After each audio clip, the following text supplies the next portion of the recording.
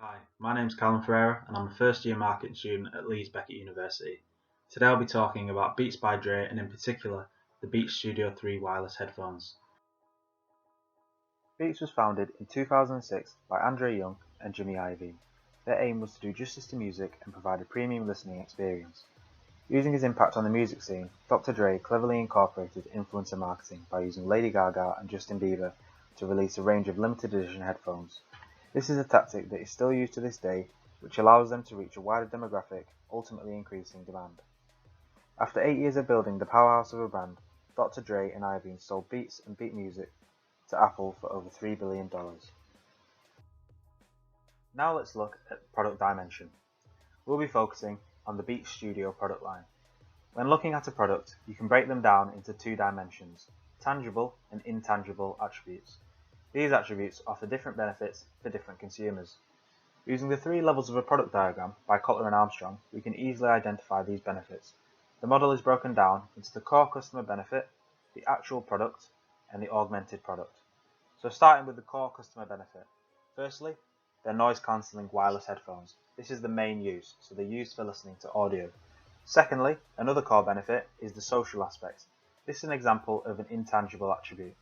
One of Beats' biggest selling points is that they're cool. They are worn and endorsed by celebrities, athletes, and many more in the public eye. They create a desire and a demand within consumers based on social acceptance. So secondly, we're going to look at the actual product. So these are mostly tangible attributes. So they have comfortable earpads, they've got a stylish and premium design, and they have a range of colorways and editions, which includes one from luxury fashion designer Balmain, and then also the fact that they're Apple compatible, as they're fitted with the Apple W1 chip, which makes the Bluetooth connectivity faster. Lastly, the augmented product. So these are generally added incentives such as warranty, so this depends on where you purchase from, resale value, so due to the high price tag, you're still able to recoup some of the value that you spend on sites such as Depop or eBay. And lastly, product accessibility. So they're available online, in-store, and they're never usually out of stock. Now onto product classification.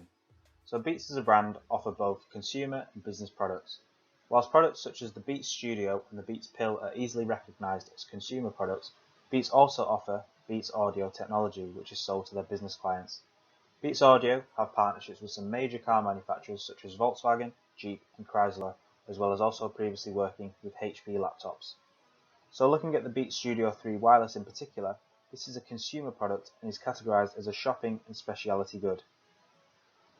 They are a high-class brand within the headphone market and require a substantial amount of buying effort. For most people, this would be an infrequent purchase that would involve all aspects of the consumer decision-making process. Its strong brand identity and ability to collaborate with relevant celebrities and athletes has enabled them to propel their products to the very top. When launching the Beats Studio 3s, they were able to work alongside Conor McGregor, Michael Phelps and Neymar Jr. The product lifecycle is the stages a product goes through from entering the market to leaving the market. Before the Studio 3's release, Beats were already a highly reputable brand that dominated this market.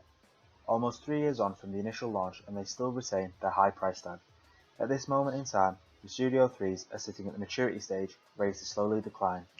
Wireless and noise cancelling technology isn't as impressive as it once was, and many rival companies are beginning to offer a similar product at a lower price point. Another angle that supports this stage of the POC is Apple's educational offers. Students around the world have the opportunity to buy a MacBook or an iPad and receive a free pair of Beats Studio 3 headphones in return. Are Apple as invested in Beats as they once were? Recent leaks of a new product would suggest otherwise. The Beats Studio 3s are the most expensive product the brand has to offer. Despite reports suggesting they cost less than $30 to make, Beats have the ability to charge such a high markup because of their brand value and where it sits in the market. Beats operate with a premium pricing strategy which allows the price to reflect on the product. The higher the price, the better the quality, desirability and exclusivity. Beats also incorporate inelastic demand into their pricing strategy. The price of Beats headphones has always been high and they have always had demand or interest. With this in turn, there is no real need for Beats to lower their price. Beats operate in many different ways when looking at their marketing channels. They offer both direct and indirect distribution to sell their products. A zero-level channel is an example of direct distribution. Beats will use this when selling direct to the customer, This can be done through e-commerce, either on the Beats website or on the Apple website, or if a customer went into an Apple store to purchase a product there. A one-level channel is an example of indirect distribution. Sales are most likely split between the two, but this is where a parent company of the product use a middleman or the intermediary to distribute the products for them.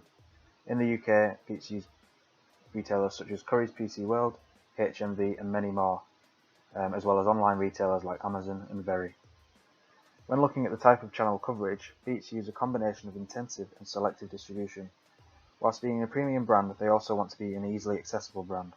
They aren't exclusive to only a few retailers, but you wouldn't find them everywhere like a supermarket.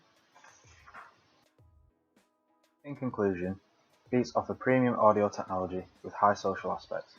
Despite their high price tag, they have a fully working strategy to entice consumers to commit to their brand. Their marketing channels allow for an easily accessible, simplistic buying process. Finally, in reflection to my first year of university, I have enjoyed all the modules and as a result performed reasonably well in all of them. My attendance and punctuality has been below standard and that is something I am looking to improve upon. Out of class reading is another thing I am looking to work on, as it will broaden my subject knowledge and polish my understanding of the marketing sector. Over the next few months, in preparation for Year 2, I am aiming to have a better understanding in what type of career in marketing I want to pursue, and this will hopefully spark more of a desire and push me on to a better work ethic.